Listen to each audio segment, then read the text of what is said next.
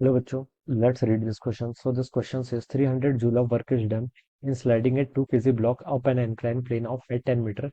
Take g equal to 10 metre पर second square. Work done against friction. Friction के against आप कितना work done करोगे ये आपको बताना है. ठीक है, तो चलिए बच्चों इस क्वेश्चन को स्टार्ट करते हैं. तो इस क्वेश्चन का देखिए की कॉन्सेप्ट आप बच्चों क्या लिख सकते हैं.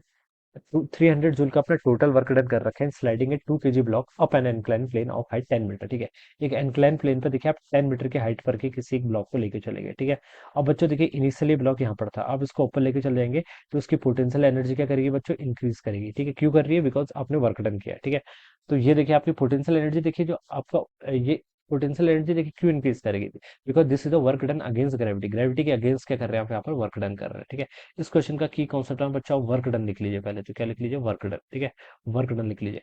यहाँ पर देखिए आपने बोल रखा है कि 300 जूल ऑफ वर्क डन किया है. ठीक है, तो work done by all the forces ये किसके इक्वल, आपका 300 जूल के इक्वल है. ठीक है, और कौन कौन से फोर्सेस के अगेंस्ट वर्क कर रहे हैं, एक तो आप ग्रेविटी के अपोजिट लेके जा रहे हैं तो ग्रेविटी के अगेंस्ट वर्क डन कर रहे हैं, और दूसरा फोर्स देखिए इसमें फ्रिक्शन भी लगेगा. ठीक है, क्वेश्चन हमसे वही बोल रखा है work done against friction calculate करके बताना है. ठीक है, तो फ्रिक्शन का भी यहाँ पर क्या आएगा, वर्क डन आएगा. ठीक है, तो लिख सकते हैं यहाँ पर दो फॉर्म में वर्क डन हुआ है, एक तो वर्क डन अगेंस्ट फ्रिक्शन क्या होगा अपने, एक वर्क डन अगेंस्ट ग्रेविटी क्या होगा. ठीक है, ये आपका क्या हो जाएगा, this will be the total work done. ठीक है, सिर्फ दो ही फोर्सेस आएंगे. ठीक है, नॉर्मल का वर्क डन कंसिडर नहीं करना है क्योंकि नॉर्मल एक्स एक्ट करेगा और पार्टिकल की वेलोसिटी ऐसे होगी, तो इन दोनों के बीच में एंगल कितना होगा, 90, तो इसका वर्क डन आपका कोई नहीं आएगा. ठीक है, तीन ही फोर्सेस आ रही हैं, ग्रेविटी, फ्रिक्शन और नॉर्मल. नॉर्मल का वर्क डन जीरो, और आपने फ्रिक्शन के अगेंस्ट वर्क डन किया है और ग्रेविटी के अगेंस्ट वर्क डन किया है, और टोटल वर्क डन आपने कितना किया, 300 जूल ऑफ वर्क डन बोल रखा है ना क्वेश्चन में, कितना, 300 joule of total work done आपने किया हुआ है. ठीक है, अब बच्चों देखिए आपने ग्रेविटी के अगेंस्ट कितना वर्क डन किया है, पहले हम ये कैलकुलेट कर लेते हैं.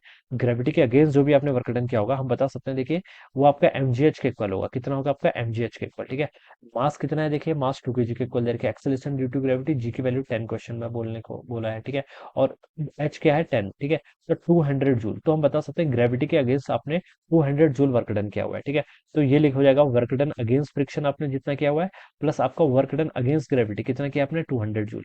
It should be equal to कितना हो जाएगा आपका, 300 जूल के इक्वल. तो फ्रिक्शन फोर्स के अगेंस्ट जो आपने वर्क डन किया वो कितना हो जाएगा, 100 जूल के इक्वल आ जाएगा, इन दोनों का डिफरेंस. ठीक है, तो ये हमसे पूछा था वर्क डन अगेंस्ट फ्रिक्शन, तो 100 जूल के इक्वल होना चाहिए. यानी कि आपका ऑप्शन टू क्या करना चाहिए, यहाँ पर से आपका मैच करना चाहिए. This will be the answer of this question. Alright, तो इस तरीके से बच्चों हम क्या करेंगे, इस क्वेश्चन को यहाँ पर सॉल्व करेंगे. So I hope you all understood this concept. All the best and thank you so much.